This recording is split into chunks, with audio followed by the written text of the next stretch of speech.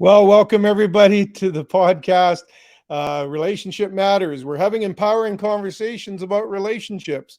The reason I started this is because I just feel it's so important that we have some honest, deep conversations with everyday people and experts. But experts, remember, are everyday people who have experienced things. And so I like to have guests on to talk about different subjects, do deep dives into different subjects that affect relationships, and then give you some practical steps to empower your relationships at home and at work. And so I am so excited today to have this guest. I've been trying to get him on for a while now, and just met him last year, and just really love his heart. And I want to introduce you to Warren Mainard. Warren, welcome. Thanks for joining us. Warren Mainard is the executive director of Impact Players, an organization dedicated to inspiring men and to be great husbands, fathers, and leaders. I love that, by the way. He is a son, a husband, a father, a friend, a leader with over 27 years of ministry and leadership experience. Warren brings enthusiasm, vision, catalytic energy to wherever he does and wherever he goes. His own family, his wife, Leah, and his kids, Krista and Micah, have given, which I love this too, has given Warren a deep understanding and empathy for the challenges and joys of marriage and parenting. Warren is a coach, consultant, speaker, author. He loves serving and building relationship with others and friendships, and he would love to connect with you. So I really hope you will reach out to him after. Warren, welcome. Mark, thank you so much for letting me be a part of this. I have also been looking forward to this for quite a while. I enjoyed having you on our Impact Players podcast about a year ago, and our mutual friend, Gary Chupik, keeps us in touch regularly. So it's great to be here, excited to talk about something that I think to me is of utmost importance right now. And I love what you are all about. You know, we like to say that our vision is to inspire men to succeed and to thrive in the relationships that matter most. And that's, I know, deep in your heart as well. So it's great to be here with you and to talk about manhood, masculinity, and how those things impact the relationships around us. Yeah, you know, it's so important, such an important subject, because I think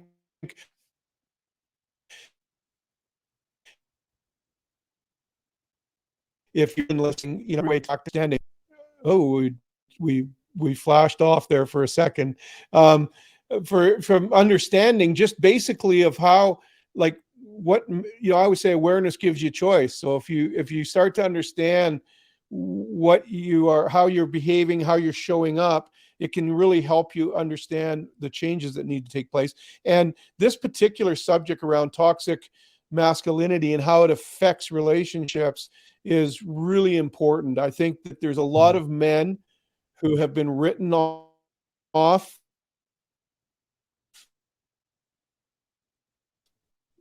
who are only with masculinity concept that is being pushed on the agenda, that's being pushed on men, and also the other end of it. I wonder, maybe you could just start us off, Warren, by giving us a little bit of a description of what toxic masculinity is and what it isn't, and then maybe then we can dive, jump off there and go in deeper into that subject a little bit. Yeah, absolutely. I think one of the challenges that we're facing with this term toxic masculinity is that it really is a moving target. You could pull 1,000 people, let's say in the greater Seattle area where I live, and you would probably get 1,000 different definitions of what toxic masculinity is and what it is not. Right. I remember several years ago, I was reading one of Warren Wiersbe's commentary books, and he talked about how the United States would protect against counterfeit bills by teaching their detectives not to try to study the counterfeit, but to study the real thing. And the better you understood what the real thing was, the more you were able to identify the counterfeit. And I think that, Right. ultimately right at the very forefront of this conversation is understanding that the best definition of masculinity is the person Jesus Christ. And if we can Right. understand that Jesus is the definition of masculinity, then we can have a better understanding of what is or is not toxic masculinity. And I Right. think the word toxic masculinity, as it's being used today, is really anything that causes men or those who are influenced by men to experience a level of shame about their identity and who they are. Right. And I think that Yeah. that toxic masculinity kind of goes both ways. It's when a man treats others in a way that he causes them to lose sight of who they are and diminishes them and brings shame on them. But in many cases, Yeah. toxic masculinity is what a man is feeling inside about himself. And so he's got this Yes. idea of masculinity that doesn't match up with who he believes he really is. Right.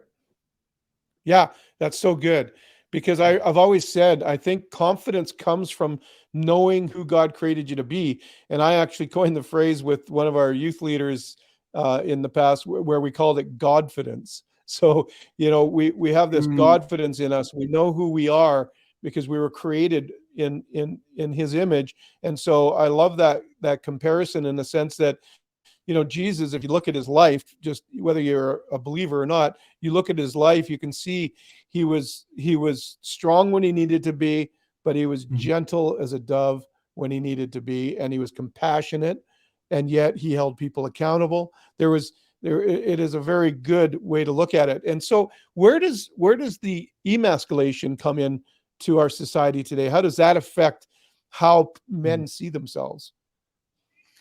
Well, it goes back all the way to the beginning, and that's something that we talk to our men a lot about with impact players. One of the things that we do is we have what we call impact cohorts, and these are groups of 6 to 12 men that get together for 7 to 8 weeks at a time, and we're constantly going back to the very beginning, to Genesis chapter 1, chapter 2, and Genesis chapter 3, where we see God created the universe and everything in it. And we see in Genesis chapter 2 that it says he created them male and female, right? That gender is a God ordained, God authored thing.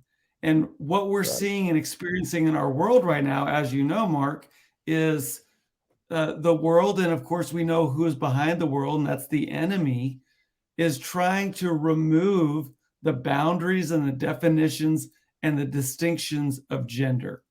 So Right. the emasculation of men is really an extension of what happened in the garden when sin entered into mankind.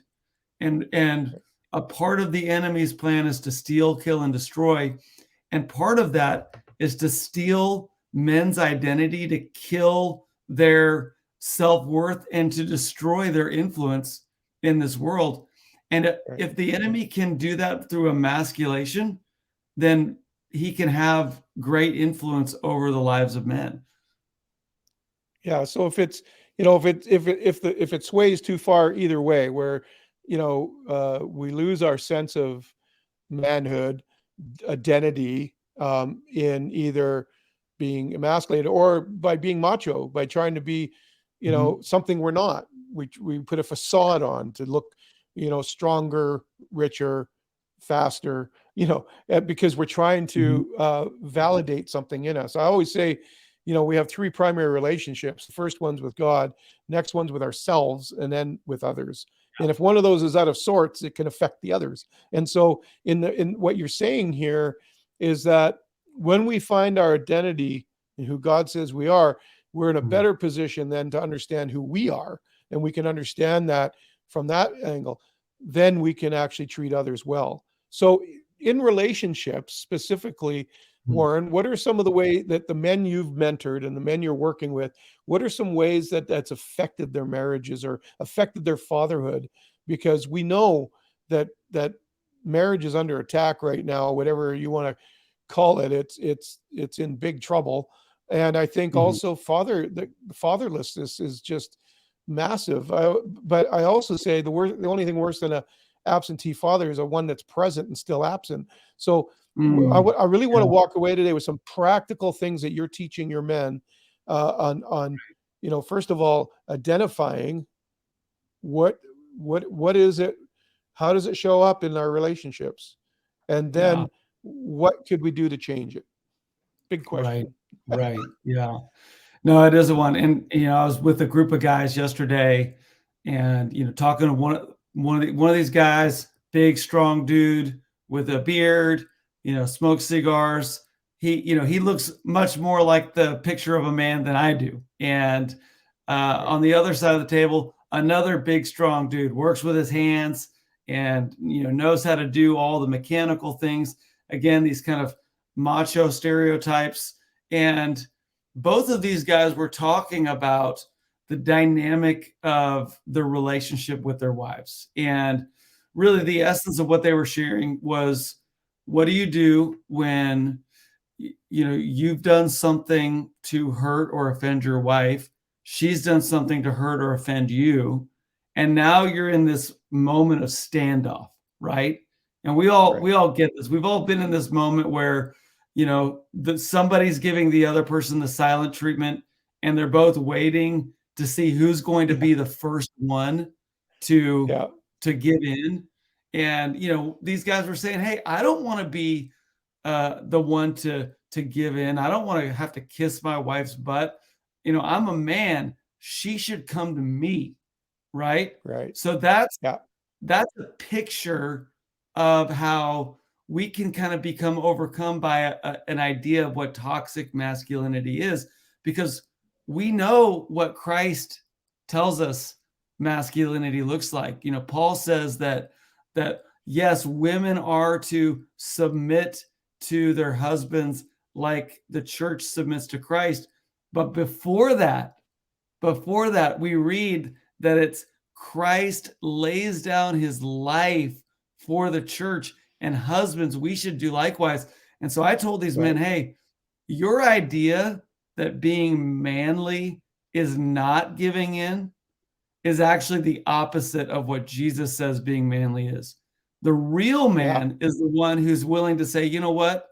I was wrong, and I'm going to take responsibility for this Yes. situation.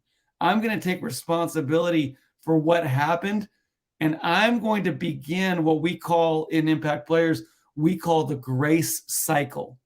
And the grace cycle begins with confession, and then Yeah. repentance, and then forgiveness, and restoration, and redemption. But somebody's got to take that first step. And God has called the men to do that. That's what masculinity is. It's being the first one to step into the fray. Wow. The first one to humble themselves. The first one Yeah. to even if you were right, I would say a well-placed loss, like, when we have this win-lose mentality, that's what comes out of it, what you just described. But Yeah. when we I have tell a the guys, win-win, right. Yeah. I tell the guys yeah, all the time, you can win the argument and lose the relationship. totally. That's what I tell people too. It's like you can win and lose at the same time. You might, Mhm. and you can be right and wrong at the same time. You might be right about the facts, but you're totally wrong in your attitude. So Right. I love that. So one of the main first things, men, that says that you're a man that can be followed is when you can humble yourself and you can take responsibility. I love Yeah, that. Mark, another story that yesterday we've got a guy in our group, and he just became a Christian very recently. So he's reading the Bible for the first time, and he was talking about the story of the Garden of Eden, and of course we know that Satan tempted Adam and Eve was the first one to take the fruit. She was the first one to hand it to Adam. And he kind of made an offhanded comment of, so I guess we can blame all of this on women, right? And I said, it's funny that you mentioned that, because if you look in Romans, when Paul talks about how sin entered into the world, he said sin entered into the world through one man. And what Paul was alluding to was the fact that although Eve took the fruit first, she was not responsible.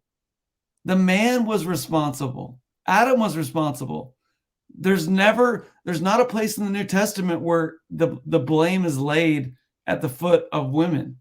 It's laid squarely at men's feet. We are the ones that set the spiritual temperature in our home, and in our marriage, our relationships. Totally. And Warren, I thought when I was looking at that story one time, I thought to myself, what if Adam had actually had a servant's heart and had gone and got fruit for his wife? Right. Yeah. He would have taken the tree of life and given it to her. But instead, he usurped, he let go of his responsibility, and then she went and took the tree of knowledge. Yeah. Interesting. Absolutely. Interesting. Yeah. So there's some steps. So humble ourselves.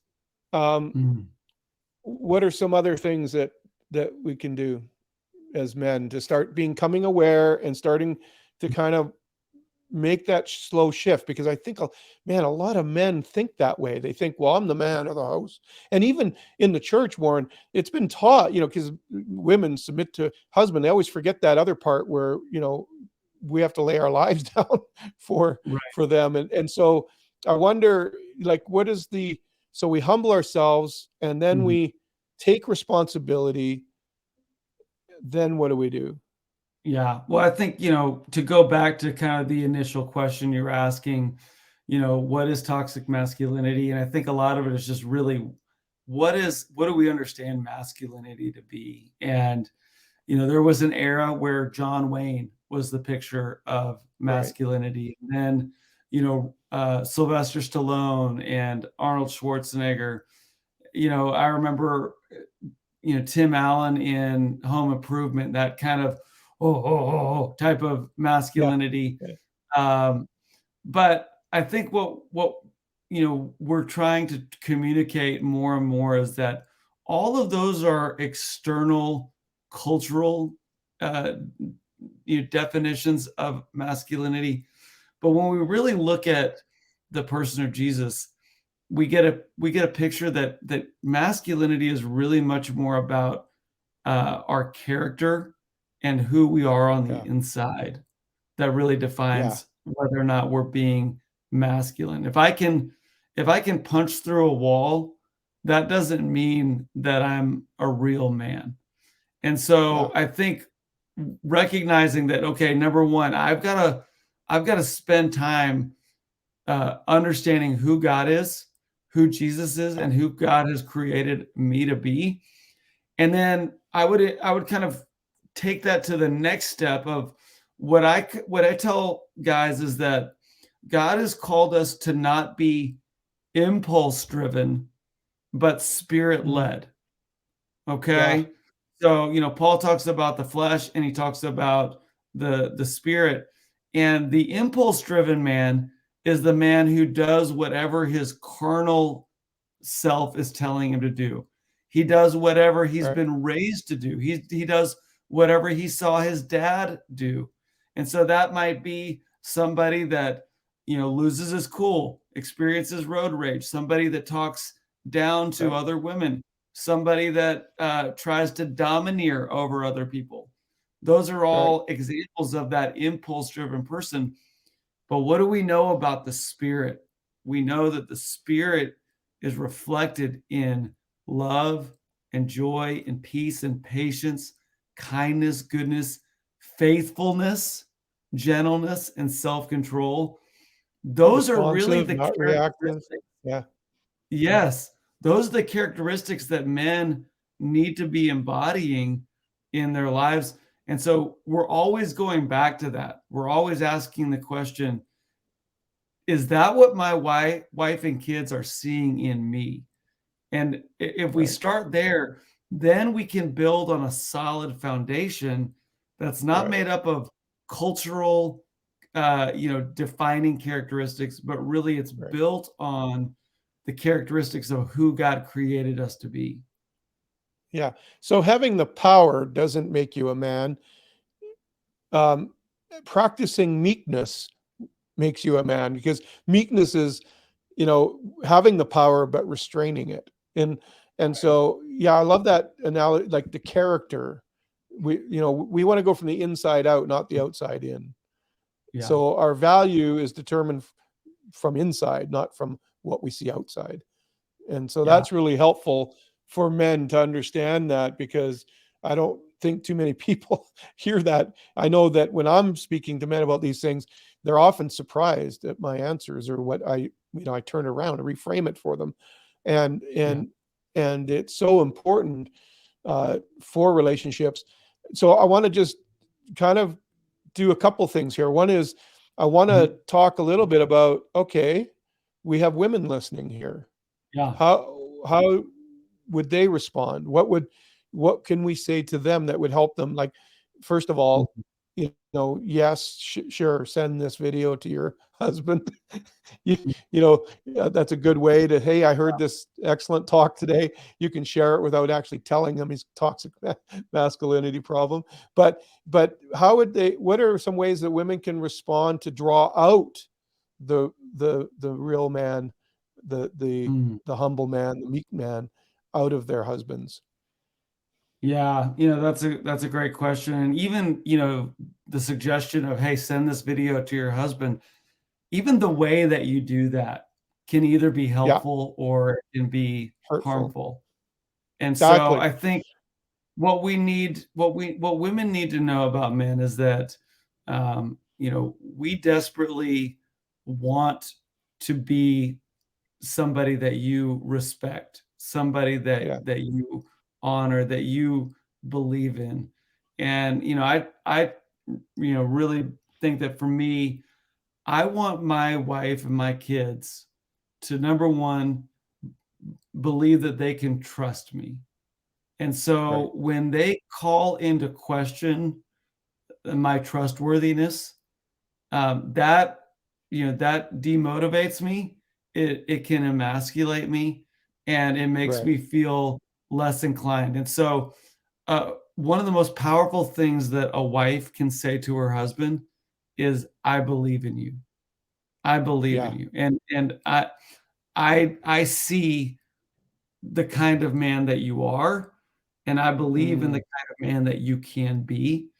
yeah. So if a woman gives her husband a podcast or a book or a pastor's sermon and says, "You need to listen to this because you're not measuring up," that Yeah. only deepens the wound. But I think Exactly. to be able to say, "Hey, listen, I think that you are growing. I've seen God use you, bless you. I'm so inspired by you. And Yeah. this was a really interesting resource that I wanted to share with you because I thought you would really get a lot out of it." That's just a different approach to Yeah. it. Um, but I That think for what wives, uh, understand your husband's love language, understand, what makes him tick, and then be patient with him. And remember that just mm, like you, he's a work in progress. yeah. And, kind of finally, I would say, um, remember that you're not the savior. Remember that women, you do not have the power to change your husband. God does. God is Nor is it our. their responsibility. So let Jesus Yeah. be the savior, you be the helpmate, the supporter, and then Yeah. encourage him to get into groups like Impact Players where he can be around other men who have the ability to be that iron sharpening iron to say, "Hey, Right. Bucko, you got to get this straight. You're not treating your wife right. You're not treating your kids right. And when a man gets that from another man, it has a different type of influence on him than when he hears it from his spouse. Yeah. A few years ago, my wife started saying something that she had never said before. And I don't even know what sparked it, although she'll say it was me. But she started to say, honey, thank you for taking such good care of me. Wow. What do you think That's that meant? powerful. What do you think that did for me? Is what it meant is I wanted to take care of her even more because she Yeah. pointed it out and thanked me for taking good care of her. And that just made me want to do it all the more versus Yeah. before our healing journey, it was like I could never do anything good enough. And Mm. I think that Yeah. you've tapped into something there. I do a workshop called strength-based parenting, but it's also, we could call it strength-based husbandry or, Mhm. strength-based wifery. Point out his strong points. See what's strong, not what's wrong. Because if you start pointing out the strong points, that's what he's going to keep doing. He'll want to do that more. If you point out what's wrong, he'll do that Yeah. more. He'll actually literally, we walk where we look, right? So if we're always looking at what we're doing wrong, we're going to keep doing it. That's so good, Warren. I think that is really good advice for any woman that's watching today. Now, I want to put a caveat, like I always do. If there's abuse involved, that's a whole different animal. We're just talking about everyday relationships here, the average Right. person. But if you are, ladies, if you are being abused physically or sexually or even emotionally, get help. Don't wait. The brokenness has gone to a point that's very dangerous for you and for him. So that's a caveat I have to always mention because Absolutely. yeah. But in the everyday relationship, be patient. I always say use I language and trying to communicate what your needs are rather than you language, which is blaming. I language is this is what I need. And most men will respond to it because we want to respond to that. We want to be protectors. We want to be that in that kind of setting. Warren, I let's love move your on to story. kid. Yeah. I was just gonna say I love What's your that? story, and we say a lot. We replicate what we celebrate. And so if Yeah, you celebrate the things that you're seeing, your man or your husband or your yeah, brothers in Christ doing well, they're more likely to replicate yeah. that. And I like that. Say you that know, line again. We we replicate what we we celebrate. replicate what we celebrate. So That's so the good. more that we celebrate the right things, and by the way, this applies not only to with our husbands, but with our kids as well. And I Yeah, want my that's where I was kids to going know next. that, yeah, like, take my 17-year-old son, for example. Um, you know, the natural thing for us parents to do in Western culture is to celebrate their accomplishments, right? You got Yeah, an A on your test. You scored the winning goal. You came in on first place in this competition. But what we're doing when we celebrate the accomplishment is we're saying that the most important thing is what you do. And what we really want to do is we want to celebrate their character. We want to yeah, celebrate their commitment, their work ethic. So find those things. I like, the other day I told my son, "Hey, I am so proud of you. The way that you have generously given out of your out of your income with your first job to support this ministry, that is a sign of a man who really understands that it's not just about him and his pleasure." And right, it was so interesting just to hear him kind of absorb that compliment and then say, right. "You know what? I hope I can give more in the future." Yeah, Because he saw that, beautiful. okay, this is something that is about who I am as a person, not about what I've accomplished. Right. So you answered the question I didn't ask yet, which is beautiful. How do we as men, how do we mentor our sons in proper Jesus-centered masculinity? And you just answered the question. That's exactly what we do. We compliment and point Mhm. out their strong character points, not their strong accomplishments. The accomplishments are outflow of the character and out of who they are as a person. So if we celebrate who they are as a person, I tell parents too, contrast behavior from personhood. And it's so important to do that. Don't label them, their personhood, with their behavior. It doesn't define them. And so you want to give defining statements to them, speak positively about their character and their personhood. I love that, Warren. That's a great way. How do we prepare our daughters? Yeah, Mark, to pick the right man? Yeah, Because I've got two daughters and two son-in-laws, and I couldn't have handpicked better men for my daughters. Oh, praise God. That's great. We're very grateful. But how do I'll share after, but how would you suggest? You have a daughter. How are you preparing her to pick the right man?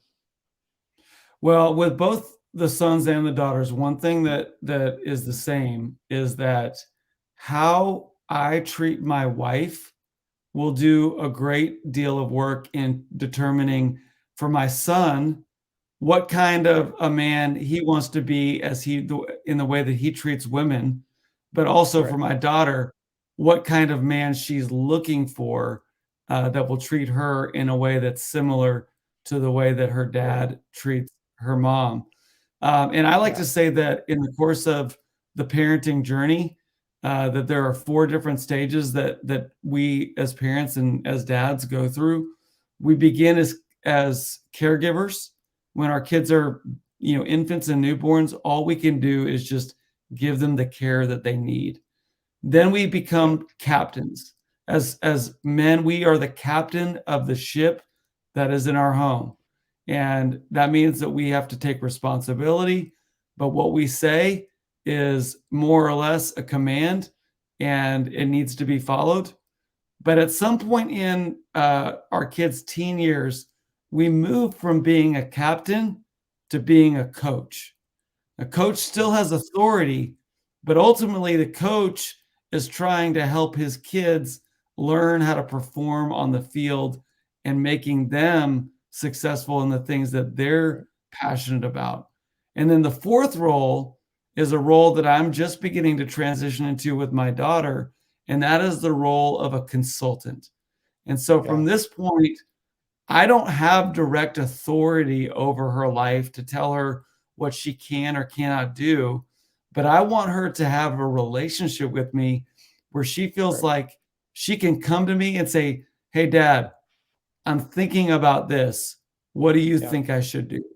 And then I can then pour into her. So all that to say that I think as it relates to, understanding masculinity and gender roles, we do need to understand that our kids are different. Our boys and our girls are different, even within our own, even within the own gender. Not every son is going to want to go hunting or hiking or be a sports star. Some are going to be musical. Some are going to be artistic. Some are going to be more emotionally in touch. Others are going to need help trying to figure out their emotions. But our job is to walk alongside of them and to try to be that intermediary that points them to who Christ is and who Christ is making them to be. Yeah. That's so good. That's so good. It's 1,000 conversations, right? It's not one big one. It's 1,000 little ones. And I always say quality time happens within quantity time. So you got to spend the time and make the investment if you want to have the outcomes. I always tell parents, if you're their parents when they're little, you can be their friends when they're adults. But if you try to be their friends when they're little, you probably won't have them in your life when you're an adult. And so it's very important to build that relationship. I love those. I've heard those before, the 4 stages of parenting. And so, so listen, I want to just kind of wrap up here soon, but I want to just, how does somebody shift? Okay. What is the, we've talked about some of the steps, so we understand that for men to bring change. We know now where our target is for appropriate character-based masculinity. Somebody's listened to this. They all of a sudden now realize, oh man, I've been toxic in my masculinity. Or maybe a wife is listening to this and saying, oh my goodness, I can see now how this is affecting our children. It's never too late to change. What would be your suggestion on a first step towards this change?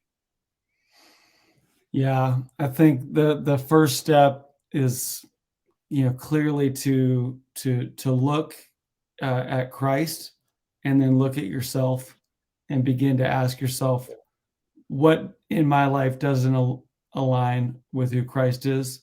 But I would say that What if it's somebody that doesn't know Christ? What if maybe it's somebody that yeah, doesn't know yet? I still believe he can ask God for direction or guidance in this, oh, right? absolutely. Yeah, and Yeah. pick up a Bible, read one of the Yeah. Gospels, the Gospel of John. But I think the next step, which is very important, is find a men's group that of guys that are Yeah. really trying to follow God. They're trying to be the husbands and the fathers and the leaders that God's Yeah. called them to be, and then begin to watch their lives, ask Yeah. them questions, give them the permission to speak into your life. Because that's the thing, Right. is that we all have blind spots. Yeah. There are ways that I have exhibited toxic masculinity over my life that I didn't even know until over the last few Yeah. years, that God's begun to reveal it, primarily through talking with other men. And Yeah. so I think Right. get into that kind of an environment, where Right. you give men the opportunity to say, you know what, the way that Yeah. you're acting right now, that attitude that you have is not, it's not healthy. It's toxic. Yeah. And Right. as a result, it's poisoning your relationships. It's poisoning Yeah. your self-perception. It may be the reason why you keep uh, struggling to get any promotions at work. It may be the reason why Yeah. you can't get a girlfriend or a wife. It may be the reason that your daughter doesn't want to talk to you right now. So Yeah. start getting real and allowing God, allowing the Spirit, but allowing other men to speak into your life in a way that can help you to begin Yeah. to understand where you are and where you want to be and how to get there. Yeah. And then that's great. I agree 100%. The other thing you can do, I thought of was just like confession. Talk to your spouse, tell your wife, Mm. hey, I've realized I got some things I need to change in my life. I'm inviting your patience, but I'm also inviting your help. I want to be the husband you need, and I want to be the husband I was designed to be. And so I'm going to join this men's group. I'd like your support in that, and whatnot. And I think that with that invitation, uh, you know, I think it go the other way too. A wife could come to the husband and say, I realized I've been reacting poorly to you. I've been Mhm. saying things. I've been harsh. I've been judgmental towards you, and I know that probably doesn't make you feel good. I want to change together. I want to be closer. You know, Mhm. Another practical thing is reach out to impactplayers.org. Reach Mhm. out to Warren. It doesn't matter where you live with technology today. I'm sure you got stuff online, Warren, that people could look to. I'm just going to put that up there. Impactplayers.org, and reach out, and maybe they could even help you find a men's group in your area somewhere. Or if you're in Canada, you could reach out to me through my website, markgordon.ca, and just start there. Start somewhere. Get the courage to just tell somebody, reach out to somebody and say, what I've been doing isn't working for me. Yeah. It's Yeah. left us That's lonely good. and isolated. It isn't working Yeah. for me anymore. That's why admit is the first step in the 12-step, involved with CR Right. and different celebrate recovery and different, because I came through recovery. And so that's why it's the first. I have to admit that I need help. So if you're Yeah. listening to this, just admit you need help and call out for some help. And I know that there's lots of people in the same boat as you. You are not the only man that feels this way. We are, Yeah, there's many, many of us that have felt this way and have had to go on this healing journey ourselves. I think that every man feels that way at some point in their journey. And I gave a talk a few years ago entitled "How's That Working for You?" And I think so many men, they just keep doing what they think will get them to where they want to go, and you just have to ask the question and be honest. Yeah. How's that working for you? Because the truth Yeah. is that selfish and immature and prideful behavior is never going to get you where you want to go. And I loved what you said, Mark. Like, maybe the most powerful thing that any man could do is to just simply say, I want to be a better husband. I want to be a better father. I want to be a better leader. I want to be a better man. And then, share that with somebody else. Because the moment that you begin to incline your heart towards the things that matter to God, God will step in. And he'll begin to provide the tools, the resources, the support that you need. But he's looking for willing men that don't have their arms crossed, but men that have their hearts open. And if you'll open your heart to what God might want to do in your life, he'll do the work. God's willing to get in there and do the work with you. Yeah. In fact, he wants to, because connection happens when you do that. It's just like us men, right? If we take on a project together, restore a car or whatever it is, or work on an art project, whatever it might be, we work on something together, a brotherhood happens, a joining happens.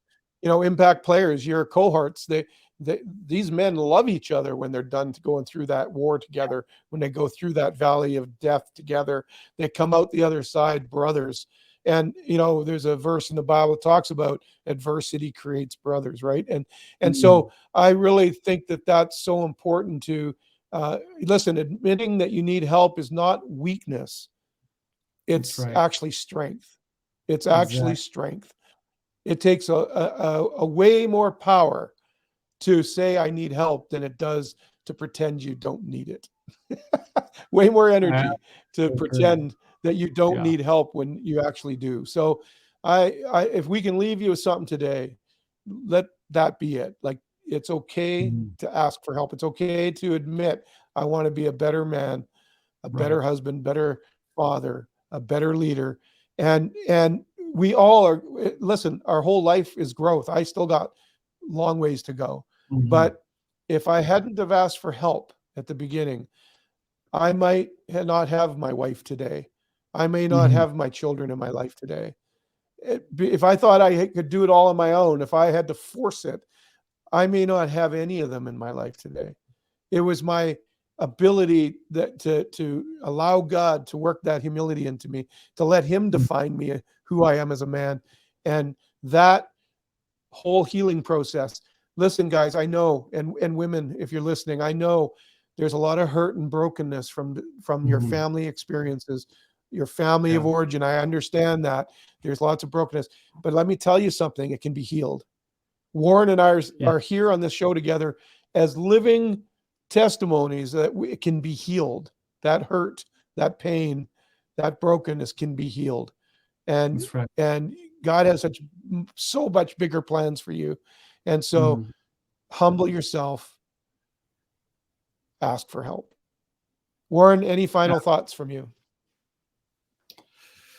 Well, you just shared some tremendous truth, and I'm grateful for the opportunity to be on this. And I think, I would just say that the most important thing for me is to remember what Jesus said was the most important thing. And he said to love the Lord your God with all of your heart, with all of your soul, with all of your mind, and with all of your body, and love your neighbor as yourself. And men, if you would be willing to go through the journey of really surrendering and exploring, what does it look like to love the Lord your God with all of your heart, your emotions, your feelings, and begin to understand how to express and articulate those emotions to God and to your spouse, your soul, your will, your desires, your mind, your thoughts, your anxieties, the sinful things being surrendered to God, and then your body, that you're taking care of the body that God's given you. You're sleeping well, you're eating well, you're exercising well, you're using your body to glorify God.